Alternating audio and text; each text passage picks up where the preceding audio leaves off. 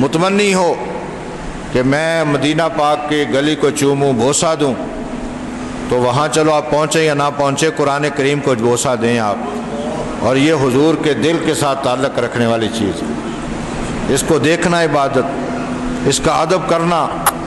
یہ میں نے جان بوجھ کے فریضہ سمجھا، کیونکہ میں نے کئی مجالس میں دیکھا ہے لوگ قرآن مجید پڑھ رہے ہوتے ہیں اور کئی لوگ کے کرسیوں پہ بیٹھ جاتے ہیں، تو ویسے ہی میرا فرض تھا، تو میں نے سب کے سامنے اس لیے بھی کیا تاکہ لوگوں کو علم ہو اس بات کا کہ اگر قرآن کریم نیچے ہو تو اوپر نہیں بیٹھنا، کوئی مجبور ہو آدمی نیچے بیٹھ نہیں سکتا جس طرح وہ بزرگ بیٹھے ہیں، یا کوئی ہوتا ہے نا، پھر اجازت ہوتی ہے، پھر اسلام کہتا ہے سہارا لے لو، کرسی پر بیٹھ جاؤ، لیکن جہاں تک ممکن ہو ان چیزوں کا ادب کریں، احترام کریں۔ ہم لوگ تو ان چیزوں کا، میں نے ایک جگہ پہ پڑھا، اللہ اکبر، ایک بزرگ تھے، وہ حافظ قرآن کے سر پر ہاتھ نہیں پھیرتے تھے، حافظ قرآن نہیں ہوتا، وہ کہتے تھے یہ قرآن کا حافظ ہے اور میں اس کے سر پر ہاتھ رکھوں، وہ کہتے تھے کہ یہ میرے سر پہ ہاتھ رکھے، میں اس کے سر پہ ہاتھ نہ رکھوں۔ تو یہ بھائی آداب ہے، جتنا شعور ملتا ہے انسان کو چلا جائے، اور ہم ان چیزوں کا خیال نہیں کرتے، بہت سارے پہلو، مثلا کئی چیزیں ہم یہاں لگاتے ہیں، مثلا نالین پاک لگاتے ہیں، یا رسول اللہ لکھا ہوتا ہے، تو ہم احساس نہیں کرتے، باتھ روم میں چلے جاتے ہیں، جہاں تک ممکن ہو اس چیز کو اتار کے جیب میں ڈالو اور پھر باتھ روم میں جاؤ۔ اگر تو ایسی چیز ہے کہ اتار نہیں سکتے الگ بات ہے، مثلا سرور عالم کی انگوٹھی مبارک تھی جس پہ لکھا ہوا تھا محمد رسول اللہ، تو آپ کبھی اس کو پہن کر باتھ میں تشریف نہیں لے گئے، آپ اتار کر باہر رکھ کر پھر جائیں۔ آئیے ہم آج سرور عالم صلی اللہ علیہ وسلم کے ایک گوشے پر، کیونکہ میلاد شریف کے اتنے گوشے ہیں، اتنے گوشے، آدمی کیا کیا بیان کرے، ایک گوشے پر میرا خیال ہے کہ ولادت سے تھوڑا سا حلیمہ سعدیہ تک چلتے ہیں، اور آپ کے بچپن سے ہم فیض پانے کی، برکتیں پانے کی کوشش کرتے ہیں۔ باقی آپ کی ولادت کا تذکرہ ہو، یہ بھی عبادت ہے، آپ کی خلقت نور کا ذکر ہو، یہ بھی عبادت ہے، آپ کے وصال شریف کا ذکر ہو، یہ بھی عبادت ہے، کوئی حوالہ ہو آپ کا۔ وہ بچہ جو مجھے ابو بکر لینے گیا، میں ایک کتاب اسے دکھائی، میں نے کہا دیکھو آج لوگ میلاد کو نہیں مانتے، نام لے لینے میں میرا کیا عرض ہے مجھے، یہ جو عقائد دیوبند پر، عقائد دیوبند ایک کتاب لکھی، اس وقت کے ان علماء نے، کوئی 25-30 علماء نے مل کے نا ایک اپنے عقیدے پر کتاب لکھی تھی تاکہ لوگوں کو واضح کریں کہ ہمارا یہ عقیدہ ہے۔ اس کا غالباً سوال نمبر 21 ہے کہ ان سے پوچھا گیا کہ سرور عالم کا میلاد شریف کے بارے میں آپ کی کیا رائے ہے، تو اس جواب میں آپ پڑھیں، وہ جواب میں لکھا ہوا ہے کہ حضور کا ذکر تو بہت بلند ہے، انہوں نے کہا جس سواری پر مصطفیٰ سوار ہوئے اس سواری کے بول و براز کا ذکر کرنا بھی عبادت ہے۔ تو میں نے کہا پھر اختلاف پتہ نہیں کیوں رہ جاتے ہیں، پھر حضور کی مجالس کو بدعت کہنا، شرک کہنا، یہ اختلاف سمجھ نہیں آتا۔ تو الحمدللہ ہم لوگ ضدوں میں، ہر درمیوں میں نہیں،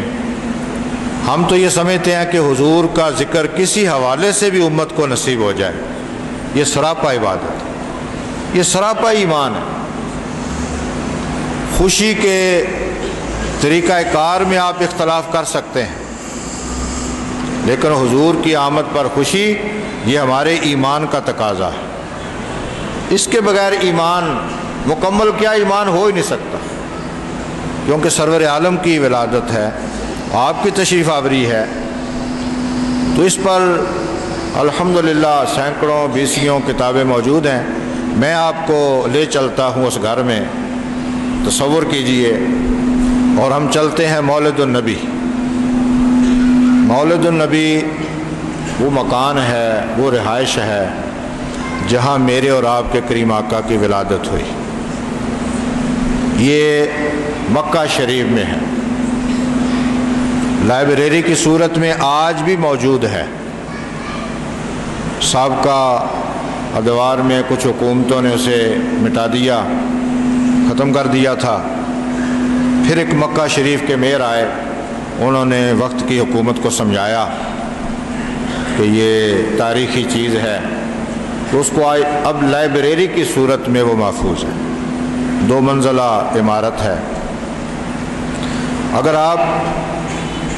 خانہ کعبہ شریف پر، جو تاریخ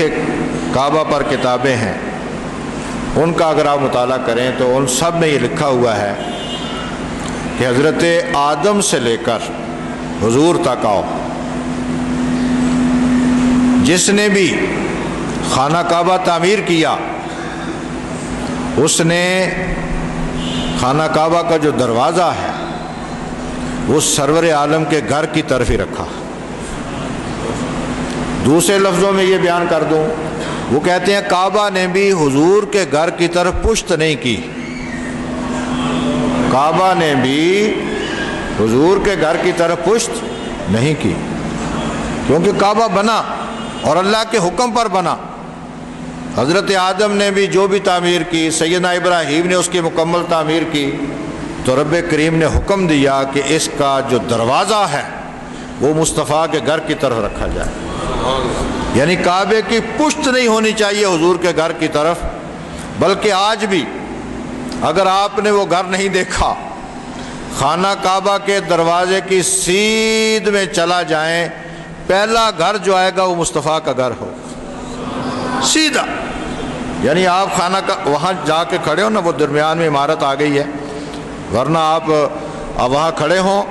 آپ منہ کریں خانہ کعبہ کی طرف، آپ کو محسوس ہوگا کہ واقعتاً اللہ کریم نے کیسا نظام بنایا۔ پھر آپ یہ بھی ایک تعلیم کہہ لیں، تربیت کہہ لیں، کیونکہ اکثر ہم جاتے رہتے ہیں حاضری کے لیے، اللہ سب کو نصیب کرے۔ حضور علیہ السلام کا ہمیشہ یہ معمول رہا کہ آپ خانہ کعبہ کے حرم میں جب داخل ہوتے تو خانہ کعبہ کے دروازے کی طرف آتے، ادھر سے داخل ہوتے، اور جب باہر جاتے تو خانہ کعبہ کی پشت کی طرف سے باہر جاتے۔ یہ بھی آداب ہے۔ یہ جو صفا اور مروہ کی طرف ہے نا، باب النبی، باب السلام، آپ اس طرف سے داخل ہوتے کیونکہ کعبہ شریف کا دروازہ اس طرف ہے، اور باب العمرہ کی طرف سے آپ نکلتے، کیوں کہ پشت کعبہ اس طرف ہے۔ تو گھروں کے آداب ہوتے ہیں۔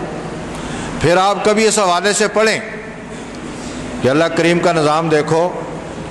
کعبہ بھی وہی بنا جہاں مصطفیٰ کو پیدا کرنا تھا، سینٹر ہے، مرکز ہے۔ اور کب سے دنیا بنی، کب سے حضرت سیدنا آدم آئے، کب سے کعبہ بنا۔